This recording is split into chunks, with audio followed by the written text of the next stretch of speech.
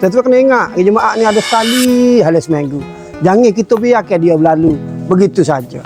Tuan-tuan, sedekah hari biasa ni pahala dia besar dah. Cuba bayar kalau tuan-tuan sedekah hari Jumaat. Sedekah hari Jumaat ni ibarat kita sedekah di bulan Ramadan. 20 riyal yang tuan-tuan beri untuk kita siapkan baki pondok warga mah ni dalam 3 blok lagi ni. Bukan setakat beli batu bata, beli joko, pasir, paku. Tetapi ia juga merupakan tuan-tuan telah menempuh nama untuk mendapat pahala yang berpanjangan. Tuan-tuan, bayangkan setiap baca Quran daripada warga mah, amalan mereka bangun qiyamul di pondok yang kita sumbangkan ini, maka setiap pahala itu akan mengalir kepada tuan-tuan buat selama-lamanya selagi mana pondok ni ada di sini.